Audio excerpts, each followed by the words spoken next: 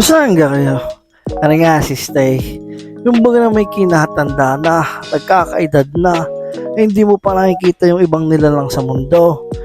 Hindi nga habang kami nandito na sa Maynila, ikaw sulitin na natin at may papakita ko sa inyo. Kaya naman, niyaya akong mga aray din sa Manila. So, para kako hindi kayo aanga-anga. Hindi nga ang una namin na rin nabungaran, aring pating tigring aray. Sabi ko nga kako yung tigre kala ko'y kulay dilaw lang di rin na nga, di sa katapat niya ay meron din yung mga ibon. Iba't ibang ibon, may mga iba't ibang kulay din, iba't ibang laki.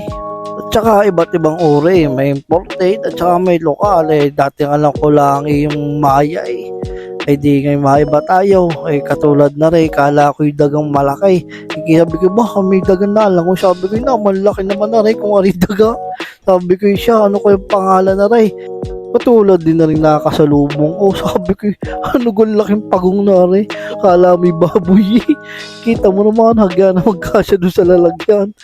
meron din nga din dining rabbit na nakalagay diyan kasi nga meron dining show ng mga hayop kaya nga yan nilabas na ang mga panauhing pandangal sabi ko kuya pasubok nga ilagay mo nga sa akin kung ano bang pakiramdam na may ganyan di nga kami nagtuloy-tuloy lumakad at kami pagkatapos nakarating nga kami din sa reptile house at kakoy kasarap ng aking napakiramdaman nung nilagay ko yung sa aking balikat at kakoy siya gusto ko makakita pa din ng iba't ibang uri ng mga kalahi na hindi ari nga unang bumunga daling igwa ng aray o kamilyon baga at nag-iiba't iba ang kulay tapos pagka lumakad-lakad ka pa ng kaunti makikita mo ang iba't ibang uri ng ahas ari yung mga bibihira mo lang makikita siyempre ahas iyan na may kilumapit din pag kinatuklaw ewan ko lang di din meron pa rin ewan ko nga rin pawikan hindi ko na baga pinagbabasa at kakoy busog na busog ang mata ko katulad na rin bayawak na kapit sa dingding na malaki sabi ko busog na busog ano ka naman pinagkakain na rin kita mo tulog na tulog siksik na siksik siguro yung naiinitan tapos meron pang garning dilaw na ahas sabi ko putang res pagkakataba na rin pag kinasakmal na rin sigurado dugain pag nabuhay kakoy di remote rin pa ang malupit din pagkakaliit na maliit na liit kaso pag kinatuklaw na rin sigurado patay ilang minuto bali ari yung Philippine Cobra na tinatawag tingnan mo pagka lumakad palapit na yan tinuto ko na at para kalayo kita mo naman na maliit niyan sigurado pag kinatuklaw niyan siguradong ilang segundo bula ang iyong bibig kita mo naman lagi naman nakadila kala mo laging mansusupsup ng dugo sabi ko ano bang higpit ng dila na rin lagi ng galabas lalo na rin sawang rin sabi ko nakuha na huwag kalapit na lapit diyan pag nakalabas diyan siya kinasakmal niyan ako'y bata nga may nabalita sa TV putragis naman isang mangyan sinakmal nilunok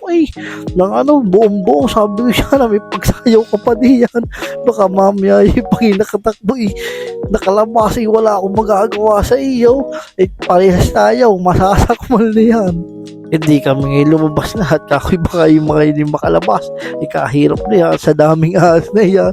pag tayo na pagtulungan na siya hindi pag nga lakad-lakad namin may nakita kami din nilaruan bali aray papunta doon sa ating mga kalahi doon sa mga unggoy may iba't ibang uri din na ng unggoy bali aray aming una nakita aray ating sariling aray yung Philippine monkey yata ang tawag din kita mo naman pugay-pugay ang aking anak panayang hawak sa kanyang best friend ang mulapit pa diya sa aking anak yayayain pa niya maglaro kita mo maya ilalabas pa niya na kanyang mga laruan kakoy bago kayo maglaro papakita ko muna din yung mga imported na unggoy din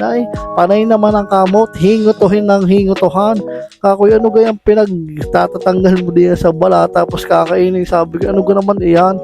na nga inilabas na mga laruan niyaya na kanyang best friend gusto yatang laro maglaro ang dalawa ng basketball at saka rin kutsi-kutsihan niya sabi ko anak hindi naman kayo makakapaglaro at kakoy may bubog pumasok diyan at ang malaman mo kung paano makipaglaro sa mga yan kasi minsan medyo matatapang din ang mga garno basta na din nanununggab. Pero mga rin naman parang aral din, baka tinuturuan din ng mga caretaker din Hindi pagkatapos nga namin daw, hindi namin huling destinasyon at pagkakalaki nga naman pala ng lugar na halos parang 5 hektarya yata, napakinig ko doon sa caretaker na akin napagtanungan. Di nga kami napadpad. Din sa mga paro-paro, pero mga paro-paro din parang mga nakapreserve na. At gawa ng yan, mga nasa salamin na. At kanilang